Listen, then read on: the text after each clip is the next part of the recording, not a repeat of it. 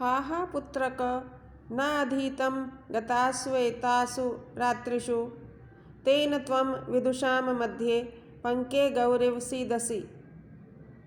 कवि दुख प्रकट करता हुआ कहता है कि हे पुत्र, अथवा एक पिता पुत्र के प्रति दुख प्रकट कर रहा है कि हे पुत्र, एतासु गतासु रात्रिषु न अधीतम,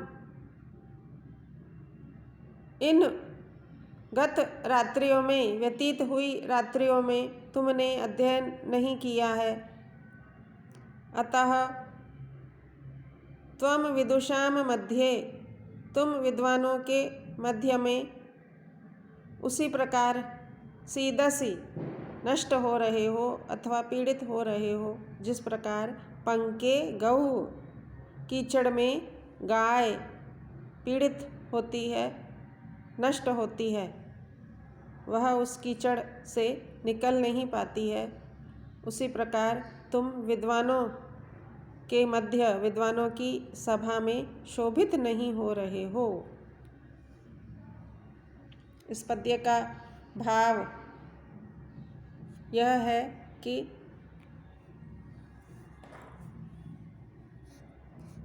जिस प्रकार कीचड़ में धसी हुई गाय बाहर निकलने की बुद्धि नहीं होने से वहीं फंसी रहती है और दुख पाती है, उसी प्रकार हे पुत्र, तुम भी विद्वानों की सभा में जाकर उस सभा को जीतकर श्रेष्ठता नहीं पा सकोगे, क्योंकि तुमने शास्त्रों का अभ्यास नहीं किया है।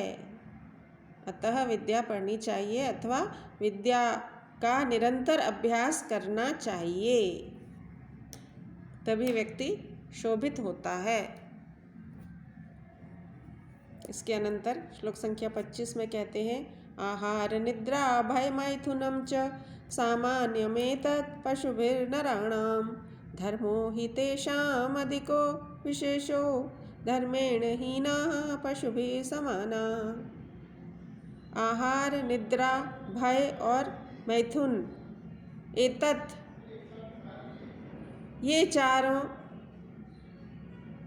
नराणाम, मनुष्य के ये चार आचरण पशुभिः समानम, पशुओं के समान ही है। आहार, निद्रा, भय और मैथुन मनुष्यों में पशुओं के समान ही पाया जाता है।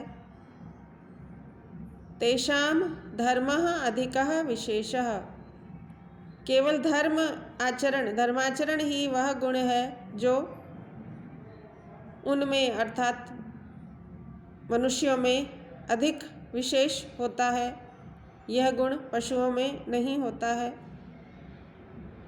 अतः धर्मेण हीनाः, धर्म से रहित, मानव धर्म का आचरण नहीं करने वाले पशुभिः समानाः, पशु के समान ही होते हैं। इसलिए मनुष्य को धर्माचारी, मानव धर्म का आचरण करने वाला होना ही चाहिए। यही उसकी मानव के रूप में पहचान को स्थापित करता है।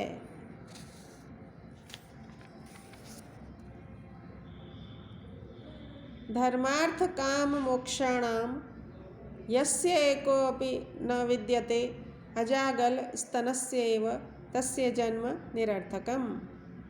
धर्म, अर्थ, काम, मोक्ष, ये पुरुष के चार प्रयोजन, पुरुषार्थ चतुष्टय कहे गए हैं। यस्य एकः अपि न विद्यते, जिस पुरुष में इनमें से एक भी नहीं होता है। यहाँ इस पंक्ति से तात्पर्य है कि जिस पुरुष में धर्माचरण नहीं है, वह धर्मपूर्वक अर्थोपार्जन नहीं कर सकता है, धर्मपूर्वक काम पूर्ति नहीं कर सकता है, और धर्म, अर्थ, काम की पूर्ति होने पर ही मोक्ष की प्राप्ति होती है। तो यहाँ यस्य एकः अपि न विद्यते से तात्पर्य है कि जिस पुरुष में धर्माचरण का गुण नहीं है, तस्य जन्म अजागल स्तनस्य इव निरर्थकम, उसका जन्म बकरी के गले में विद्यमान स्तन के समान निरर्थक होता है। जिस प्रकार बकरी के गले में विद्यमान स्तन का कोई उपयोग नहीं होता है, उसी प्रकार उस व्यक्ति के जीवन का कोई उपयोग नहीं है। आयुः कर्म च वित्तं च विद्या निधनमेव च पंच एतान्यपि सृज्यन्ते गर्भस्थस्यैव देहिनः।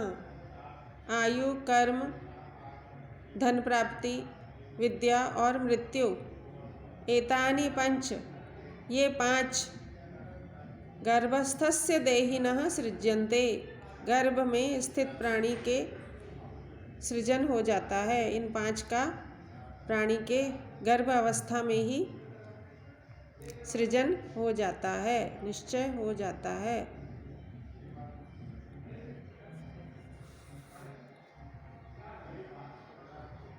यहाँ कवि व्यक्ति के भाग्य की ओर संकेत कर रहे हैं। इससे प्रतीत होता है कि इससे पूर्व के श्लोकों में विद्या, धर्म, गुण इत्यादि की प्रशंसा की गई है और यहाँ कवि ने तनिक विषय परिवर्तन किया है।